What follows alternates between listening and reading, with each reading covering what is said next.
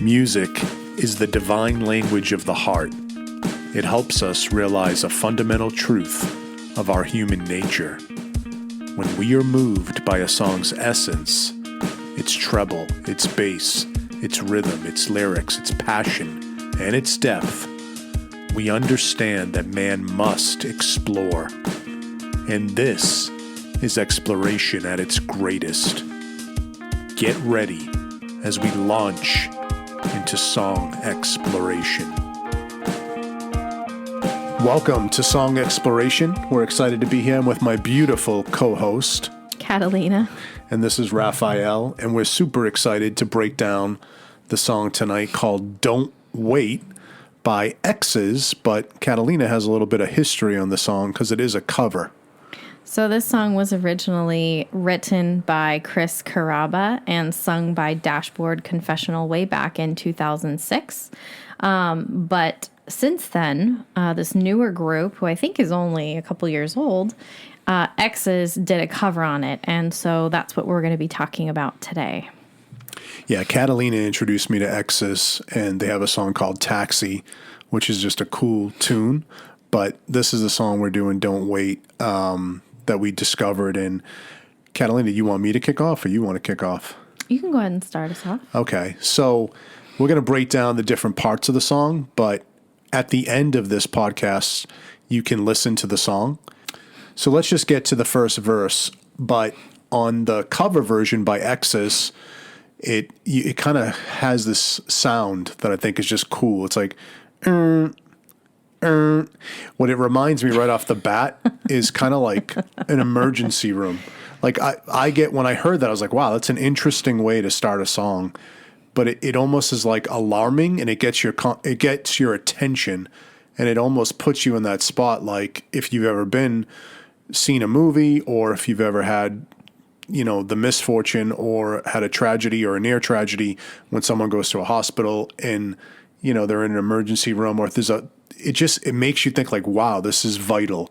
So they open their version that way. The original version does not open that way. Well, the original version is much more upbeat. This one's much more solemn, and right. Serious is not the right word, but it's more solemn. It's more awesome. Raw. It's more, yeah. You can set to your point. It's raw. It starts out very powerful. You can feel the emotion of the song even before they start saying anything. Right. And there's a sadness to it. Like there's it's not, it doesn't start out like a happy song. There's a sadness to deep. it, Yeah. It's very deep.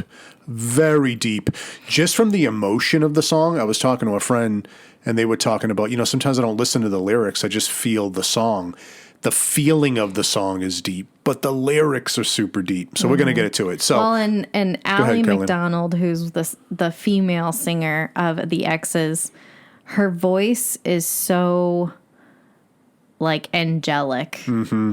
It just plays really well. That's a great way to say it. With this song. Yeah. Whereas, funny enough, I actually think like it doesn't fit with Carrabba. It doesn't fit well. I agree. Which he actually has a part in this song, so his part, but with the more upbeat, like to your point, it seems like it doesn't fit. Actually, so funny enough, I never had listened to the original of Dashboard Confessionals and Chris, the original version, but after I heard that, I agree with what Catalina's saying. I don't think he's the original author of the song. He wrote a beautiful song. But it wasn't as impressed with the way EXES does it. And he even said in an interview, he's like, they even do it better than I did. Wow, yeah, he says cool. that, which is really cool. But he has a line on their version, on EXES version. He has the second line.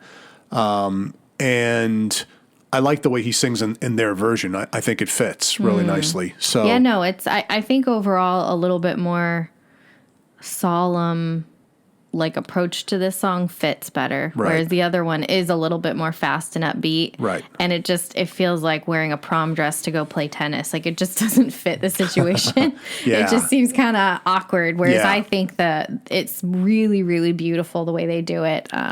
Yeah. So they kind of start with this, You gonna sing it for us? It starts like that. You hear that beep noise that I told you about. Now here's the first verse. The sky glows. I see it shining when my eyes close. I hear your warnings, but we both know I'm gonna look at it again. So, I don't know if Catalina knows where I'm going with this. I think I gave her a hint when I told her I wanted to do this song weeks ago, but she might have forgotten. So immediately, this reminds me of Plato's allegory of the cave. And on another show Catalina and I were doing on another podcast, Catalina talked about this, brought this up when we were talking about some topic. I can't even remember what the topic was, but she brought it up. And I know she and I are big fans of Plato's allegory of the cave, but this reminds me of that. And Catalina, do you want to give a little overview of Plato's allegory of the cave? Because I love the way you describe it, if you don't mind.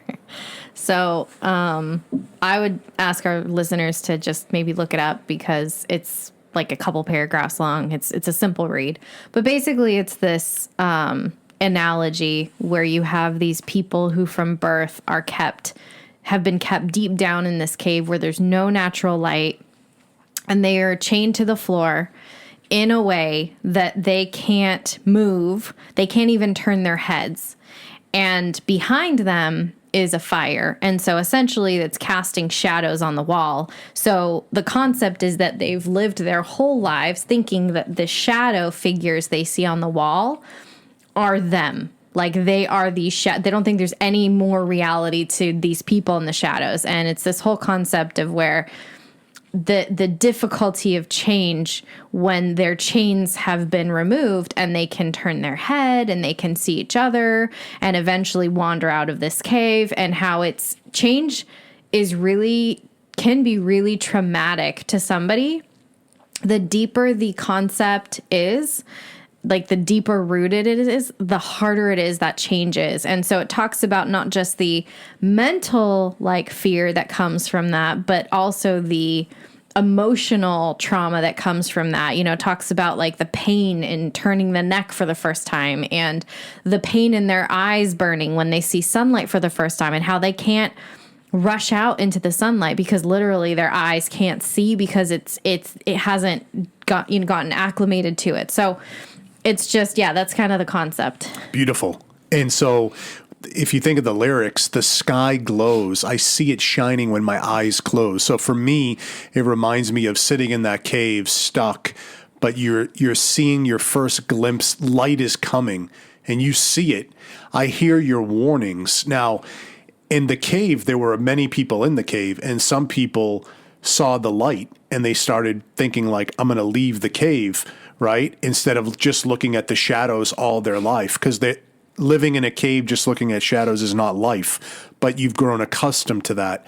So to me, it's something you don't want to face, you don't want to deal with, but there's something edging you on inside, your inner intuition, a higher power. There's a force telling you, I have to face this, I'm going to do it, even though you have that other part of you, the pessimistic side, or the side that's afraid, the side that doesn't want to go too deep, the side that doesn't want to let go, the side that kind of want to stays in the Matrix. Remember the movie The Matrix, right? Doesn't want to really face what's going on. There's an interesting acronym just for the word fear that popped in my head, Catalina, and I'm going to go there. And one is, I'm not going to say the curse word, but for fear, FEAR, F everything and run. I don't want to deal with my feelings. I don't want to deal with my fears. And the other one is face everything and recover, right? And so I think what I see in the first verses is this inner intuition, and the sun is shining, the sky is glowing. The warnings are saying, no, don't, just stay safe. And she says, but we both know I'm going to look at it again. So she's gaining courage to look at the sunlight and face the light, to walk into the light, walk into the truth, no matter how painful. Anything you want to touch on in that first verse? Yeah, actually, I had a little bit of a different take on it. So I was, thinking about this, and it kind of was to me almost like she sees this maybe grass is greener situation. And like when she closes her eyes, she sees this imaginative life where life is perfect. Like whatever problems, I kind of feel like it's people going through a relationship, going through issues. and she's closing her eyes and she's seeing like this rosy state of being in this better place. And that's where I think the warnings, where he's like, you know, the grass isn't greener, like every relationship has problems, and you know, it's worth it to kind of work it out type thing, maybe. And so those are the warnings that she's hearing, but she's saying, you know, but she's tempted to like dream for that different life. Right, exactly. So I don't know. That's kind of like my take on it. Is it kind of seems like that first part where she's maybe really unhappy where she's at, and they're in a tough place, and they don't know if they're going to recover from that, or their relationship's going to recover from that. And so she's tempted to dream of something different and kind of fantasize about it than be where she is in this mess of a relationship, and maybe we're saving, and he's trying to, you know, or maybe whoever, like maybe her friends and family are, you know, I don't know, the warnings in her head. She's hearing like, maybe I shouldn't throw this away, but we both know like I'm going to keep fantasizing about this because things are really tough right now. I don't know. It's a kind of a different take on it. I like it, Catalina. You know what? And just like Amazon, when they started off as a little bookstore, and then they eventually had taken over the world buying supermarkets and this and that, I'm going to tie your take and my take together because I like your take. It's different than mine, but it's similar as well, because when you're describing there's some pain that she's dealing with, what I call the cave, and she's imagining something better.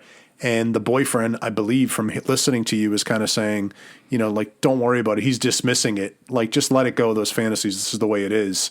And she's like, no, I have to trust my intuition. Anyways, I feel our two positions can be married, or at least date. All right. You want to go to the chorus? Yeah. So the chorus is, don't wait. Don't wait. The road is now a sudden sea, and suddenly you're deep enough to let your armor down. And it repeats that verse 3 times. So don't wait. Going back to my initial take, like, don't stay in the cave. Face what you have to face, even though it's tough. The road is now a sudden sea, like it's rocky. It's a wavy sea. But still, you're deep enough. You have the strength to let your armor down and really dive in deep and look at what's really going on the inside. Whatever that happens to be, deal with it, feel it, process it, stop suppressing it, stop ignoring it. That's what it speaks to me. But I'm super interested to hear what your take, Catalina. Yeah, this is interesting.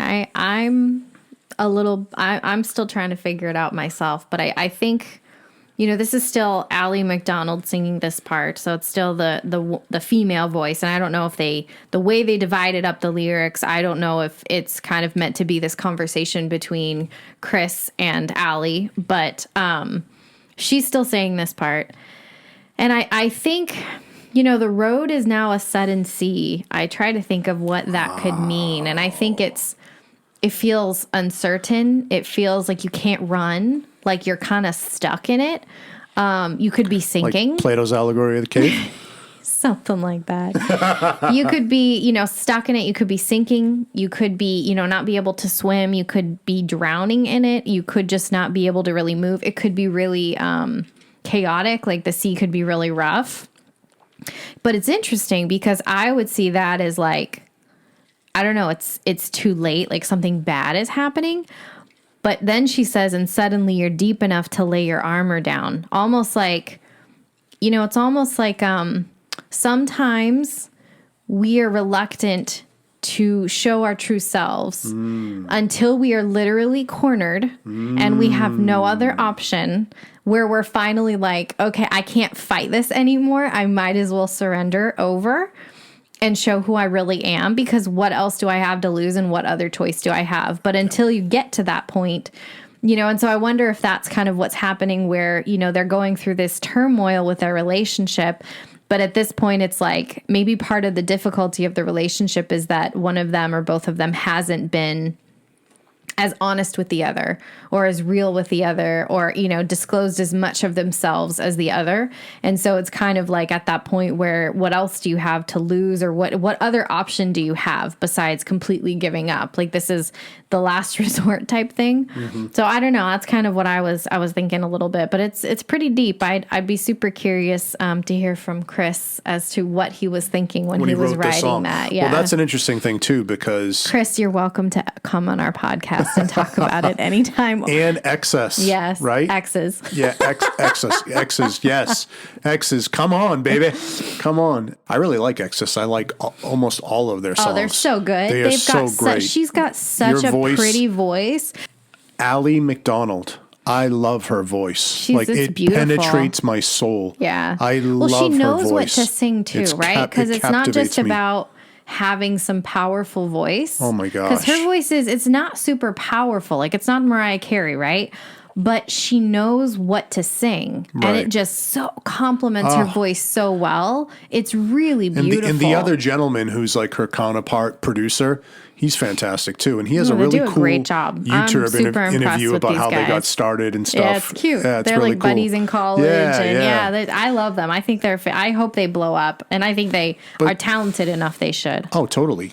I mean, Taylor Swift liked one of their songs on her playlist. It was the Taylor Swift playlist, yeah. Right? Yeah, you showed me. But it was, what was the song? Taxi. Yeah, that's right, yeah. It's a powerful song. And also really sexy song as well. It's a romantic song. Yeah. Yeah. Sexy. Anyways. So verse you got to 2. remember, because you're saying, are they singing it back and forth to each other? And his original song, it's the same one lyrics. person, yeah. So it's one person. But that's an interesting take on it, right? So, okay, let's go to the verse that Chris sings, and I'll start. So it says, well, you get one look. I'll show you something that the knife took a bit too early for my own good. Now let's not speak of this again. And I love this as well, because the knife, first of all, he doesn't want to show. I'll give you one look. I'm going to let you in a little bit. I'll show you something that the knife took. Now, to me, the knife represents some kind of trauma, some kind of pain, something he doesn't want to look at, something he's afraid to show. And he says it happened to him a bit too early for his own good. To me, it speaks of like a childhood trauma or something that happened, when he was innocent. And he shows this person he's being vulnerable. It's very difficult for anybody to be vulnerable.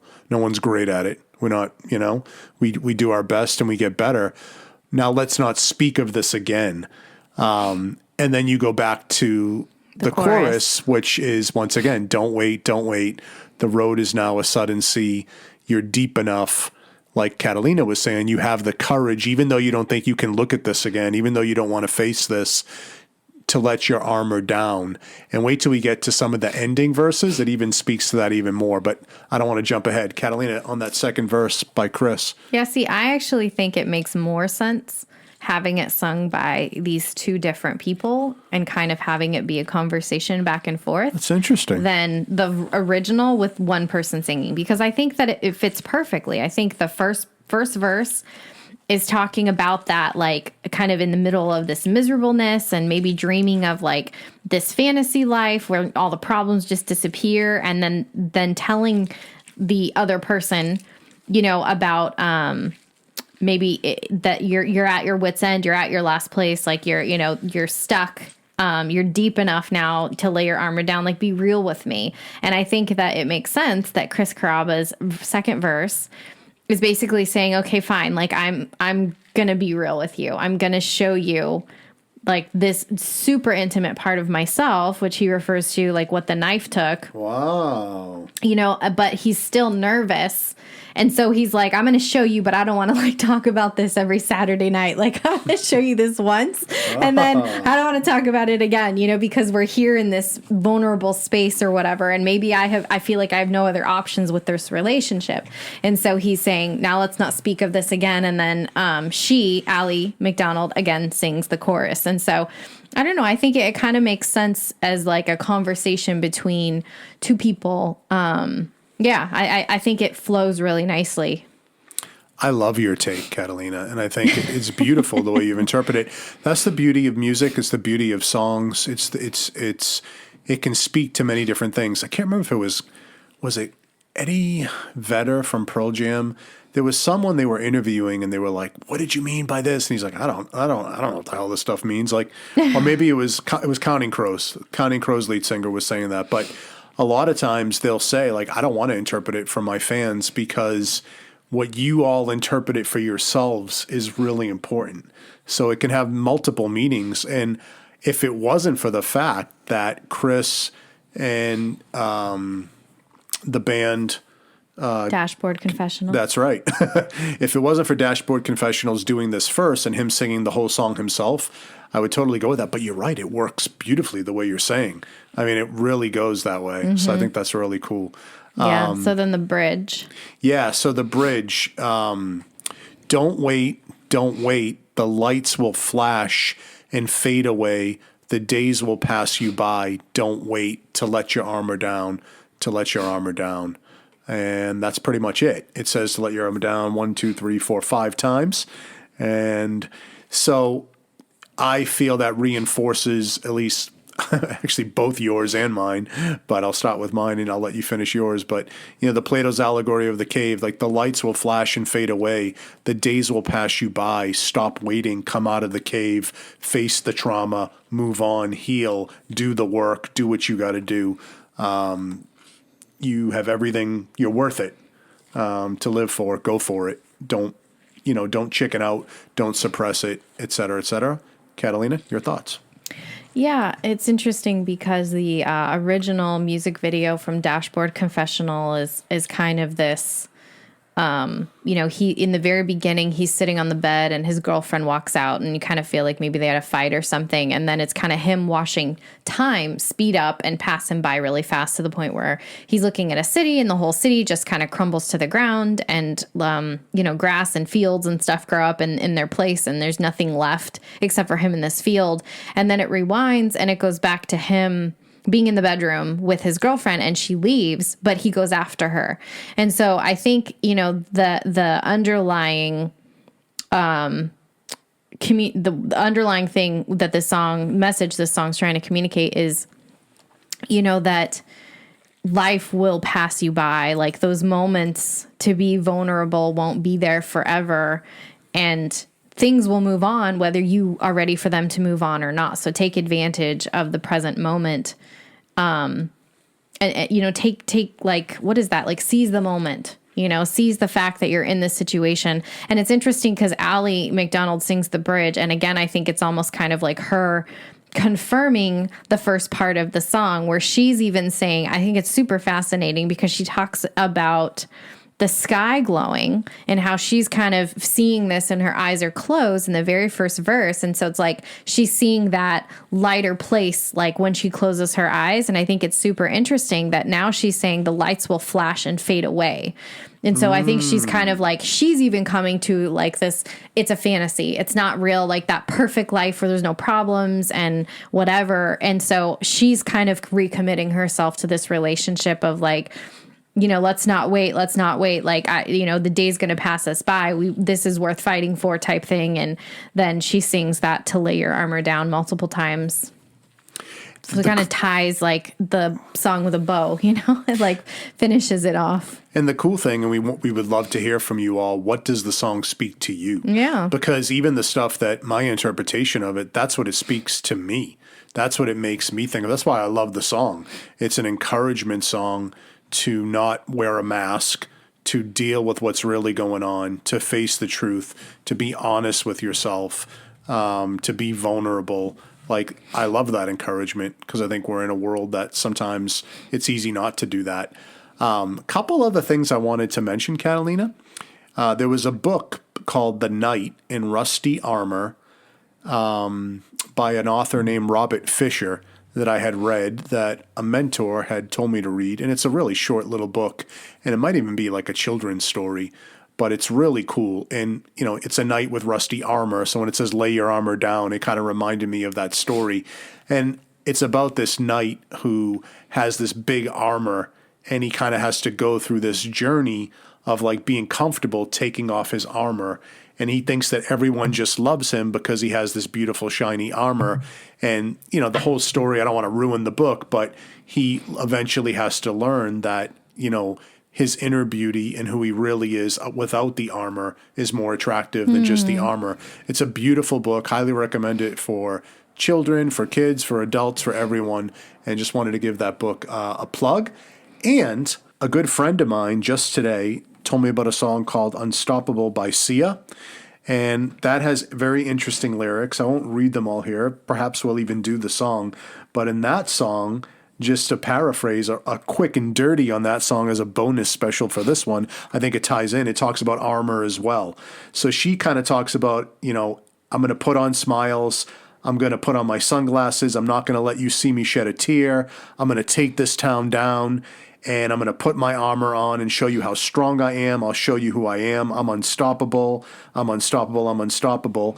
And then in the second verse, she kind of says, break down, only alone I will cry out loud. You'll never see what's hiding out deep down. I know I've heard that to let your feelings go is the only way to make friendships grow, but I'm too afraid now. I put on my armor. I'll show you how strong I am. I'm unstoppable. I'm unstoppable. And I love it because of the contrast with the song we just did, Catalina, because the song we just did is saying, lay your armor down. You're strong enough, to face that. And she's also saying that, but she's saying she can't handle it. She wants to wear the mask. So I tell Sia to listen to EXES song, Don't Wait. And you see, can save her years of therapy. I do. Anyways, anything else you want to say, Catalina? So there's a quote from Carrabba about this cover, and I just wanted to read that. So he says, I have always enjoyed covering songs I love by bands I love, and even better when it's a song by friends I love. I've made a habit of doing this my whole career, so you can imagine how moved I was when a band I love, EXES, decided to cover my song, Don't Wait. I heard their delicate and sweeping rendition of Don't Wait through a friend, and I remarked to him at the time, I only wish my version was this beautiful. Then EXES invited me to be on their version, and I was thrilled.